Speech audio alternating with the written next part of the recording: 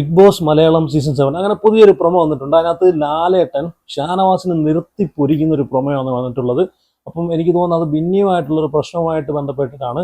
ബിന്നിയുമായിട്ട് ഒന്നല്ല 2-3 വഴക്ക് ഷാനവാസ് ഉണ്ടാക്കിയിട്ടുണ്ട്. ജയിലിൽ നടന്നിട്ടുള്ള സംഭവം, അതുപോലെ ഫുഡുമായിട്ട് ബന്ധപ്പെട്ടിട്ടുള്ള സംഭവം. ചപ്പാത്തി ഷാനവാസ് ചപ്പാത്തിക്ക് മാവ് കുഴച്ച് വെച്ചിട്ട് പോയി കുളിച്ചിട്ട് വരുന്ന സമയത്ത് ആ ചപ്പാത്തി എടുത്ത് വേറെ ആരെങ്ങണ്ടൊക്കെ കഴിക്കുന്നു. അതുമായിട്ട് ബന്ധപ്പെട്ട് ബിന്നിയായിരുന്നല്ലോ ക്യാപ്റ്റൻ, കിച്ചൺ ക്യാപ്റ്റൻ ആ സമയത്ത്. അപ്പോൾ അതുമായിട്ട് ബന്ധപ്പെട്ടൊക്കെ ഒരു പ്രശ്നം ഉണ്ടായിരുന്നു, ഇവർ തമ്മിൽ അങ്ങോട്ടും ഇങ്ങോട്ടും വഴക്കുണ്ടായിരുന്നു. അപ്പം ഇവിടെ ഷാനവാസിന്റെ ഭാഗത്ത് ശരിയുണ്ടോയെന്ന് വെച്ച് കഴിഞ്ഞാൽ ഈ കഴിഞ്ഞ കുറച്ച് 1-2 ആഴ്ചയായിട്ട് ഷാനവാസിന്റെ ഭാഗത്തുനിന്ന് വരുന്ന സംസാര രീതികളൊക്കെ മോശം തന്നെയാണ്. പ്രത്യേകിച്ച് ഫാമിലി വന്നു പോയതിന് ശേഷം ഷാനവാസിന്റെ രീതിയും ഗെയിമോ എങ്ങോട്ടേക്കോ മാറിപ്പോകുന്ന പോലെ തോന്നുന്നുണ്ട്. എനിക്കങ്ങനെ ഫീൽ ചെയ്തിട്ടുണ്ടായിരുന്നു. കാരണം വായിന്ന് വരുന്നത് മോശമായിട്ടുള്ള വാക്കുകളും അതൊക്കെ ഓക്കെയാണ്, അത് ആവശ്യമാണ്. ഒരു കൺട്രോൾ ചെയ്യേണ്ടത് നല്ലതാണ്. കാരണം അല്ലെങ്കിൽ പുള്ളിയുടെ ഗെയിം എങ്ങോട്ടെങ്കിലൊക്കെ മാറിപ്പോയി പുള്ളി പോകാനുള്ള ചാൻസ് ഉണ്ട്, പുറത്തു വരാനുള്ള ചാൻസ് ഉണ്ട്. കാരണം ആ രീതിയിലുള്ള വെറുപ്പീരായിരുന്നു ഈ കഴിഞ്ഞ ആഴ്ച മൊത്തം ഷാനവാസിന്റെ ഭാഗത്തു നിന്ന് ഉണ്ടായിരുന്നത്. പക്ഷെ ഇവിടെ ബെന്നിയുമായിട്ടുള്ളൊരു പ്രശ്നമാണ് ലാലേട്ടൻ സംസാരിക്കുന്നെങ്കിൽ ലാലേട്ടൻ പറയുന്നൊരു കാര്യമുണ്ട്. ഷാനവാസിന്റെ ഭാഗത്തുനിന്ന് വരുന്ന സംസാരങ്ങൾ നിന്റെ കെട്ടിയവനെ പോയി പറ, അങ്ങനെയൊക്കെ പറയുന്നുണ്ട്. അത് വളരെ മോശമായിട്ടുള്ളൊരു കാര്യമാണെന്നാണ് ലാലേട്ടൻ പറയുന്നത്. അതുപോലെ ഒരാൾ ഇങ്ങോട്ട് പറഞ്ഞാൽ തിരിച്ചങ്ങോട്ട് പറയൂ എന്നൊക്കെ പറയുന്നുണ്ട്. എൻ്റെ ഒരു അഭിപ്രായം പറയുവാണെങ്കിൽ, ഒരാൾക്ക് ഇങ്ങോട്ട് പറയാൻ പറ്റുമെങ്കിൽ അങ്ങോട്ടും പറയുന്നതിൽ എന്താണ് തെറ്റ്? ഇവിടെ ഷാനവാസിന്റെ ഭാഗത്ത് തെറ്റില്ലെന്നല്ല, പുള്ളിക്കാരൻ പറഞ്ഞ കാര്യങ്ങളൊക്കെ അംഗീകരിക്കാൻ പറ്റത്തില്ല. കാരണം പുള്ളിക്കാരൻ്റെ ഭാഗത്തുനിന്ന് വരുന്ന വേഡ്സുകളൊക്കെ മോശമായിട്ടുള്ള വേഡ്സുകളുണ്ട്. പക്ഷേ ഇവിടെ തുടക്കമിട്ട് സ്റ്റാർട്ട് ചെയ്ത് അങ്ങോട്ട് പോയി ചൊറിയാൻ എന്നത് ബിന്നിയാണ്, അല്ലാതെ ഷാനവാസ് അല്ല. ഇപ്പൊ ആ ചപ്പാത്തിയുടെ കേസ് കിട്ട് തന്നെ നമുക്ക് എടുത്തു നോക്കി കഴിഞ്ഞാൽ തൻ്റെ പെണ്ണുംപിള്ളയല്ല, പെണ്ണുംപിള്ള എടുത്ത് പോയി പറ എന്നൊക്കെ പറഞ്ഞിട്ട് ആദ്യം അവിടെ സ്റ്റാർട്ട് ചെയ്തത് ബിന്നിയാണ്. അപ്പൊ അങ്ങോട്ട് മാത്രം പറയുമ്പോഴേ നോവുള്ളൂ.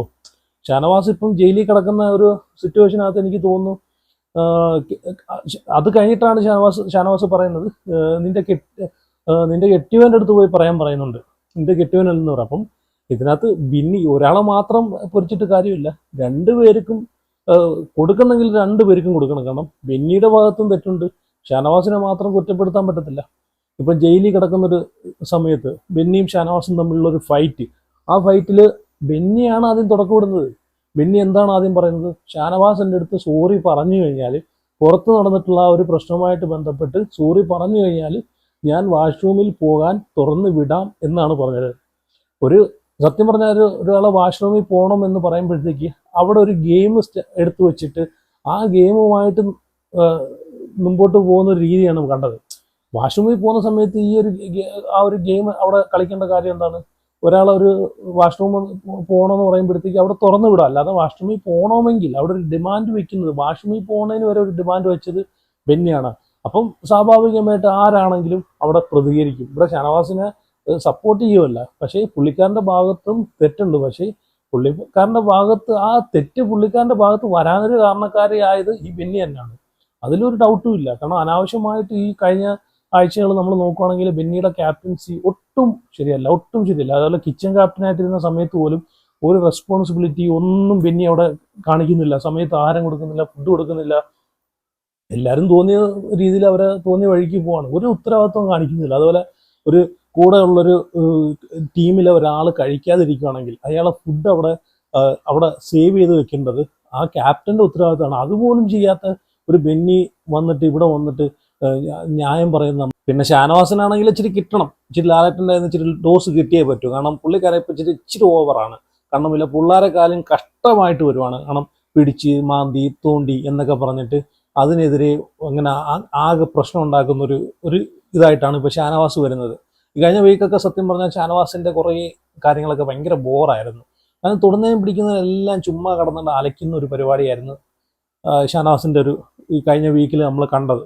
അതുപോലെ ഒരുപാട് പേർക്ക് അതൊരു ഇഷ്ടക്കേടുണ്ടാക്കി, ഒരു വെറുപ്പുണ്ടാക്കി.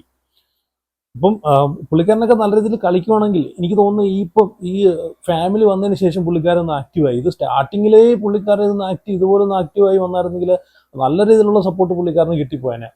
കാരണം ഇതിപ്പം ഫാമിലി വന്നതിന് ശേഷം ഇങ്ങനെ പെട്ടെന്നൊരു ചേഞ്ച് കാണിക്കുമ്പോഴത്തേക്ക് ആൾക്കാർക്ക് അത് അങ്ങോട്ട് അക്സെപ്റ്റ് ചെയ്യാൻ പറ്റത്തില്ല. ആൾക്കാർ അത് ഓവർ ഒരു ഷോ കാണിക്കുന്ന എന്നുള്ളൊരു ധാരണയിലേ അതെടുക്കും. അല്ലെങ്കിൽ സ്റ്റാർട്ടിങ്ങിലേ സ്റ്റാർട്ടിങ്ങിലേ പുള്ളിക്കാരെ ഇറിറ്റേഷൻ കാണിച്ച് വന്നുകൊണ്ട് ആ പുള്ളിക്കാരനെ അക്സെപ്റ്റ് ചെയ്യുന്നുണ്ട് ആൾക്കാർ. പക്ഷെ ഇനി ഞാൻ പറഞ്ഞല്ലോ, ഇനിയിപ്പം സ്വിച്ച് ഇട്ട പോലെ ഗെയിം ഒന്ന് ചേഞ്ച് ചെയ്ത് ക്യാരക്ടറൊക്കെ മാറ്റി കഴിഞ്ഞാൽ ആൾക്കാർക്ക് എല്ലാം മനസ്സിലാവും. കാരണം ഫാമിലി വന്നതിൽ പിന്നെ പുറത്തെ കാര്യങ്ങളും സപ്പോർട്ടും എല്ലാം മനസ്സിലാക്കിയിട്ടാണ് സ്വിച്ച് ഇട്ട പോലെ ചേഞ്ച് ആയി എന്ന് പറഞ്ഞിട്ട് ഇത് കയറി ഉൾട്ടടിക്കും, ആൾക്കാരെ സപ്പോർട്ട് ചെയ്തില്ല.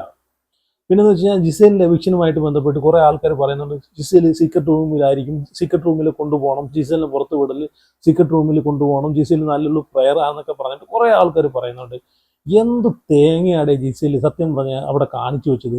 ഈ 60 ദിവസമായിട്ട് ജിസേലിന്റെ എന്തൊരു ഗെയിമാണ് നിങ്ങൾ കണ്ടത്? പിന്നെ എന്തിനാണ് ജിസേലിനെ സീക്രട്ട് റൂമിൽ കൊണ്ടിടുന്നത്? ഈ 60 ദിവസമായിട്ട് അവിടെ ഒന്നും കൊടുക്കാൻ പറ്റാത്ത ജിസേലിന് അത് ആകെന്ന് വെച്ച് കഴിഞ്ഞാൽ ആരിനുമായിട്ടുള്ളൊരു ഒരു കണ്ടന്റ്, ആരിനുമായിട്ടുള്ളൊരു ഒരു കോൺട്രവേഴ്സി, അത് മാത്രമാണ് ജിസേലിന് അവിടെ, ആ ഒരു കോമ്പ് മാത്രമാണ് ജിസേലിനെ അവിടെ നിലനിർത്തിയത്. അല്ലാതെ ജിസേൽ അവിടെ എന്ത് തേങ്ങയാണ് അവിടെ കാണിച്ചു കൂട്ടുന്നത്? കുറെ ആൾക്കാർ വന്നിട്ട് പറയുന്നത് ജിസേലിനെ സീക്രട്ട് റൂമിൽ ഇടാൻ. ഈ സീക്രട്ട് റൂമിൽ ഇട്ടിട്ട് അവർ തിരിച്ചു വന്നിട്ട് എന്ത് തേങ്ങ കാണിക്കും? എന്ത് തേങ്ങയ്ക്കാണ് ബിഗ് ബോസ് അവരെ സീക്രട്ട് റൂമിൽ ഇടുന്നത്? ഓൾറെഡി ബിഗ് ബോസിന് ഈ സീസൺ 7 നോക്കുകയാണെങ്കിൽ ഓൾറെഡി മൊത്തത്തിൽ നഷ്ടമാണ്. ഇവരെ എടുത്ത കോണ്ടസ്റ്റൻസ് മൊത്തവും മോശമാണ്. അപ്പം അതിൽ പോലും ഇവർക്ക് ഒന്നും കിട്ടിയിട്ടില്ല. അപ്പം ഇവരെ വീണ്ടും പിടിച്ച് 60 ദിവസം ഒന്നും കൊടുക്കാത്ത ആൾക്കാരെ പിടിച്ചിട്ടിട്ട് വീണ്ടും സീക്രട്ട് റൂമിൽ കൊണ്ടിട്ടിട്ട് അവരെ തിരിച്ചു കൊണ്ട് വന്നു കഴിഞ്ഞാൽ അവരവിടെ എന്ത് കൊടുക്കുക? അവർ മലം മറിക്കും അവിടെ. അത് അവിടെ ബോംബ് വെച്ച് തകർക്കുമോ? എന്നിട്ട് കണ്ടന്റ് കൊടുക്കുമോ? എനിക്ക് മനസ്സിലാവുന്നില്ല. ഇവർ കുറെ ആൾക്കാർ വന്ന് പറയുന്നുണ്ട് ജിസേൽ അൺഫെയർ എവിക്ഷൻ, ജിസേലിനെ സീക്രട്ട് റൂമിലാക്കണമെന്നൊക്കെ പറയുന്നുണ്ട്. എനിക്കൊന്നും, നേരെ മറിച്ച് വല്ല അനീഷിനെയോ അല്ലെങ്കിൽ ഷാനവാസിനെയോ അല്ലെങ്കിൽ അനുവിനെയോ ഇങ്ങനെയുള്ള അക്ബറിനെയോ ഇവരെയൊക്കെ സീക്രട്ട് റൂമിലാക്കിയ ഒന്ന് ആക്കണമെന്നെങ്കിലും ഒന്ന് ജസ്റ്റ് നമുക്ക് പറയാം. കാരണം ആക്കിയ കാര്യമെങ്കിലും ഉണ്ട്, തിരിച്ചു വന്നാൽ തന്നെ ഗെയിമെങ്കിലും കളിക്കും. ഇതൊന്നും ചെയ്യാത്ത ആൾക്കാരെ സീക്രട്ട് റൂമിൽ ആക്കണമെന്ന് പറയുന്നതിൻ്റെ അർത്ഥം എനിക്ക് മനസ്സിലാവുന്നില്ല. ഞാൻ കുറേ കമൻറ്റുകളുണ്ട് ജിസേൽ അൺഫെയർ എവിക്ഷനാണ്, അൺഫെയർ എവിക്ഷനാണെന്നൊക്കെ പറയുന്നുണ്ട്. ഞാൻ എൻ്റെ ഒരു അഭിപ്രായം പറയുകയാണെങ്കിൽ ഇത് ഫെയർ ആയിട്ടുള്ള എവിക്ഷൻ തന്നെയാണ്. അത് നമുക്ക് സാബുമോൻ കഴിഞ്ഞ ലാലേട്ടൻ്റെ എപ്പിസോഡിൽ നമ്മൾ കണ്ടതല്ലേ, എന്തുവാടേ സാബുമോനൊക്കെ ഇളിച്ചുകൊണ്ട് നിൽക്കുകയാണ്. അതിന് ഉളുപ്പില്ല എന്നാണ് ഞാൻ ആലോചിക്കുന്നത്. എന്തെങ്കിലും ചോദ്യം ചോദിക്കുമ്പോഴത്തേക്ക് പെട്ടെന്ന് ഞെട്ടിത്തെറിച്ച് എണീച്ചിട്ട് ലാലേട്ടാ എന്തുവാണ് ഇത്? ബിഗ് ബോസ് ആണ്, അല്ലാതെ ഇവിടെ ഈ പറഞ്ഞിട്ടുള്ള നന്മ മരത്തിനുള്ള സർട്ടിഫിക്കറ്റ് കൊടുക്കാനുള്ള ഒരു വേദിയല്ല. ബിഗ് ബോസ് തന്നെ ഇന്നലെ പറയുന്നുണ്ട് ഇത് ബിഗ് ബോസ് ആണ്. നിവിൻ്റെ അടുത്ത് സാബുവിൻ്റെ അടുത്ത് എന്താണ് പറഞ്ഞത്?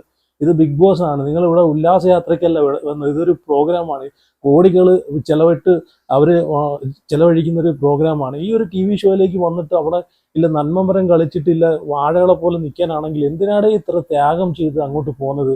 2020 ഒരാൾക്കാർ 5 വർഷം ബിഗ് ബോസിന് വേണ്ടിയിട്ട് വെയിറ്റ് ചെയ്ത് 2023 തൊട്ട് വെയിറ്റ് ചെയ്തെന്നൊക്കെയാണ് പറയുന്നത്. അനീഷൻ 5 വർഷം പുള്ളിക്കാരൻ വെയിറ്റ് ചെയ്തിട്ടാണ് ബിഗ് ബോസിൽ പോകാൻ പറ്റിയെന്ന് പറയുന്നുണ്ട്. പുള്ളിക്കാരൻ അതനുസരിച്ച് പുള്ളിക്കാരൻ അവിടെ പെർഫോം ചെയ്യുന്നുണ്ട്, അതുകൊണ്ടാണ് ജനങ്ങൾ സപ്പോർട്ട് ചെയ്ത് നിർത്തുന്നത്. ഈ സാബുമാനൊക്കെ എന്തുവാണ്? എനിക്ക് സത്യം പറഞ്ഞാൽ പുള്ളിക്കാരൻ പുറത്ത് നല്ലൊരു വ്യക്തിയായിരിക്കാം, ജീവിതത്തിൽ നല്ലൊരു വ്യക്തിയായിരിക്കും, പക്ഷേ ബിഗ് ബോസിന് പറ്റിയ മെറ്റീരിയലേ അല്ല ഈ സാബുമാനൊക്കെ. ഒട്ടും പറ്റിയ മെറ്റീരിയൽ അല്ല. ചുമ്മാ അവിടെ ചെന്നിട്ട് എന്തെങ്കിലും ചോദിച്ചു കഴിഞ്ഞാൽ തന്നെ ഇളിച്ചുകൊണ്ടിരിക്കുന്ന ഒരു സാബുമാനെയാണ് കാണുന്നത്. എന്നാൽ തന്നെ ചോദിക്കുന്നുണ്ടല്ലോ, എനിക്ക് ഇച്ചിരി കടലയും പയറും തരുമെന്ന്, എനിക്ക് പ്രോട്ടീൻ വേണമെന്ന്. ബിഗ് ബോസിനകത്ത് പോയി കഴിഞ്ഞാൽ പ്രോട്ടീൻ കിട്ടും എന്നൊക്കെ പറയുന്നത്. പിന്നെ പുറത്തെങ്ങാണോ വല്ല കടയിൽ നിന്ന് മേടിച്ച് പ്രോട്ടീൻ തിന്ന ജിമ്മിൽ പോയി വർക്കൗട്ടും ചെയ്ത് നടന്നാൽ പോരെ? എന്ത് വാടേ ഇതൊക്കെ. എന്തായാലും നിങ്ങളെ അഭിപ്രായങ്ങളൊക്കെ നല്ല ഉറപ്പായിട്ട് കമൻറ്റ് ചെയ്യാം. അപ്പം